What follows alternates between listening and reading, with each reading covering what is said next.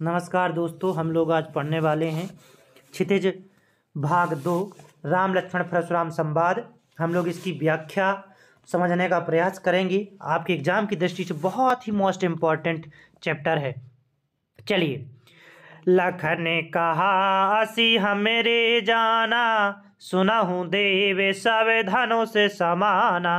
लक्ष्मण जी ने हंसकर कहा, हे देव सुनिए, हमारे समझ में या हमारे जान में तो सभी धनों से एक समान से ही हैं। का छति लाभ जून धनु तोरे, देखा राम नयन के भोरे। पुराने धनुष के तोड़ने में क्या लाभ क्या हानि है, राम ने इसे नए के भ्रम में परखा था। अर्थात श्री रामचंद्र जी ने तो इसे नवीन के धोखे से देखा था। छुअत टूटे रघुपति न दोषु, मुनि बिनु काज करिए कतरोसु। बोले चितई परसु की ओरा, रे सठ सुने ही सुभाव न मोरा।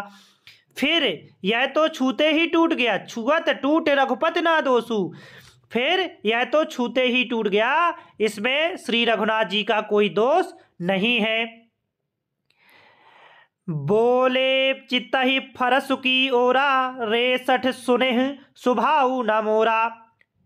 मुनि आप बिना ही किसी कारण किस लिए क्रोध कर रहे हैं? परशुराम जी अपने फरसे की ओर देखकर बोले। जब लक्ष्मण जी कहते हैं कि ये तो छूते ही टूट गया और इसमें रघुनाथ जी का कोई दोष नहीं है, हे मुनि आप बिना ही किसी कारण के लिए क्रोध कर रहे हैं। परशुराम जी ने जब इस प्रकार से परशुराम जी से लक्ष्मण जी ने बातें कही, तब परशुराम जी बोले चितई परस की ओरा। परशुराम जी अपने फरसे की ओर देखकर बोले, रे सठ सुनेहु स्वभाव न मोरा। अरे दुष्ट, तूने मेरे स्वभाव के बारे में नहीं जाना या मेरे स्वभाव के बारे में नहीं सुना। बालक बोले बधऊ नहीं तो ही, केवल मुनि जड़ जा नहीं मोही। केवल मुनि जड़ जा नहीं मोही कि मैं तुझे बालक जानकर नहीं मारता हूं। अरे मूर्ख, क्या तू मुझे निरा मुनि ही जानता है? बाल ब्रह्मचारी यति को ही, विश्व विदित क्षत्रिय कुल द्रोही। मैं बाल ब्रह्मचारी और अत्यंत क्रोधी हूं, क्षत्रिय कुल का शत्रु तो मैं विश्व भर में विख्यात हूं। अर्थात जो अत्याचारी राजा थे उनको परशुराम चंद्र जी ने क्या है, उनका को नष्ट कर दिया था, इसीलिए उन्हें क्षत्रिय कुल का शत्रु के रूप में भी विश्व में विख्यात है, ऐसा परशुराम जी कहते हैं। भोजे बले भूमे भूप विनु कीन्ही, विपुल बार मही देवन दीन्ही। अपनी भुजाओं के बल से मैंने पृथ्वी को राजाओं से रहित कर दिया और बहुत बार उसे ब्राह्मणों को दे डाला।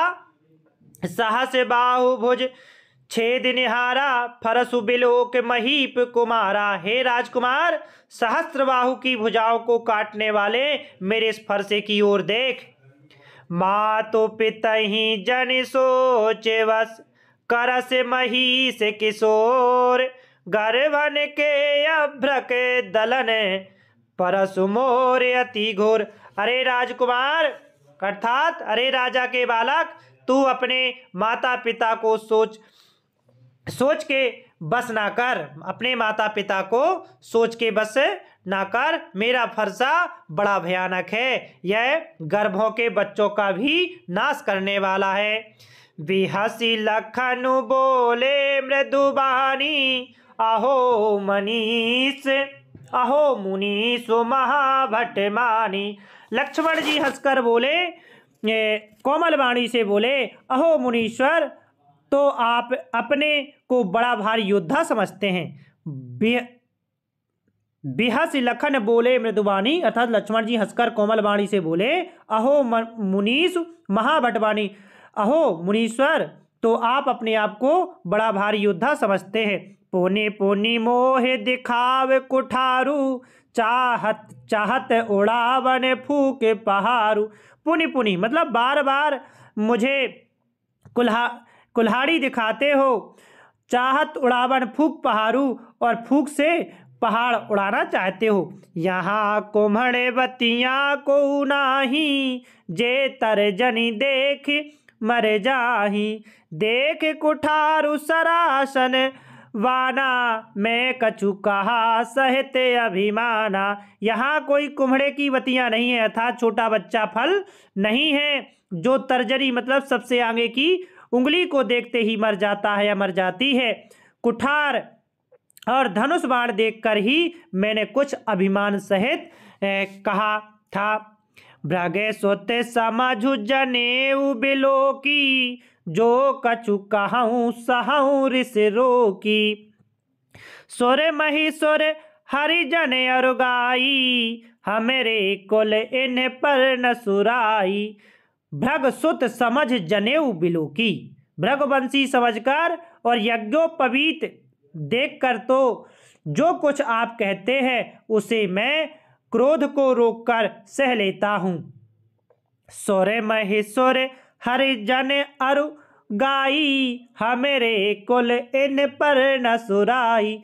देवता ब्राह्मण भगवान के भक्त और गौ इन पर हमारे कुल में वीरता नहीं दिखाई जाती। बधे पापो अपकीरति हारे, मरतहूँ पा परिय तुम्हारे। कोटि कुलिस समय बचन तुम्हारा, व्यर्थ धरहूँ धनु बाण कुठारा। क्योंकि इन्हें मारने से पाप लगता है और इनसे हार जाने पर अपकीर्ति होती है, इसलिए आप मारे तो भी आपके पैर ही पड़ना चाहिए। आपका एक एक वचन ही करोड़ों वज्रों के समान है। धनुष बाण और कुठार तो आप व्यर्थ ही धारण करते हैं। जो बिलो के अनुचित कहूँ, क्षमऊ महामुनि धीर। सुनि सरोस भृगुवंश मणि, बोले गिरा गंभीर।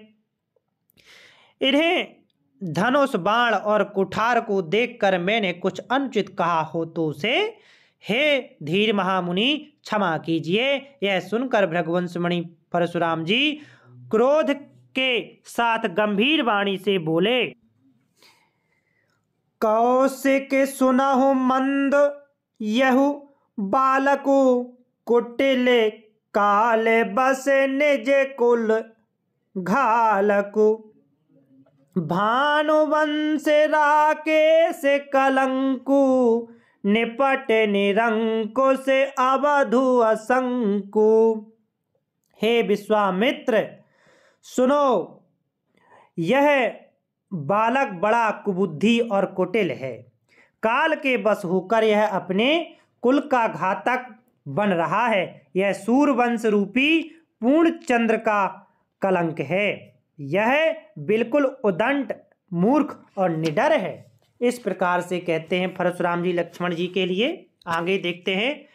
काल कवल हुई हैं छन माही, कहूँ पुकार खोर मुहि नाही।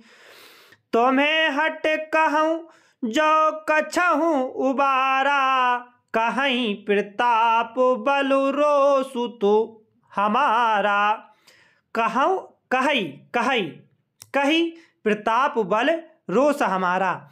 अभी क्षण भर में यह काल का ग्रास हो जाएगा। मैं पुकार कर कह देता हूँ, फिर मुझे दोष नहीं है। यदि तुम इसे बचाना चाहते हो तो हमारा प्रताप बल और क्रोध बतलाकर इसे मना कर दो। लखन कहो मुनि सुजसु तुम्हारा, तुम ही अछत को वरन पारा। अपने मुहे तुम्हें आपन करनी, बार अनेक भांति बहुवरणी। लक्ष्मण जी ने कहा, हे मुनि, आपका सुयश आपके रहते दूसरा कौन वर्णन कर सकता है। आपने अपने ही मुंह से अपनी करनी अनेकों बार बहुत प्रकार से वर्णन की है। नहीं संतोषता पुण्य कछु कहूँ, जनि रिस रोक दुस सह दुख सहु। वीर व्रति तुम धीर अछोभा गारी देत न पावहु शोभा। इतने पर भी संतोष ना हुआ हो तो फिर कुछ कह डालिए। क्रोध रोककर असहाय दुख मत सहिए। आप वीरता का व्रत धारण करने वाले धैर्यवान और क्षोभ रहित है, गाली देते शोभा नहीं पाते। सूर समर करनी करहीं कहीं न जाए जना वहीं। आप विद्यमान रन पाई रिपु कायर कथहि प्रताप। लक्ष्मण जी कहते हैं सूर समर करनी करहीं कहीं न जना वहीं। आप विद्यमान रन पाई रिपु और कायर कथहि प्रताप। सूरवीर तो युद्ध में करनी सूरवीरता का कार्य करते हैं। सूर वीरता का कार्य करते हैं। जो सूरवीर होते हैं वो वीरता का कार्य करते हैं कहकर अपने को नहीं जनाते। युद्ध में उपस्थित पाकर कायर ही अपने प्रताप की डींग मारते हैं, अर्थात अब कायर ही अपने वीरता का बखान करते हैं।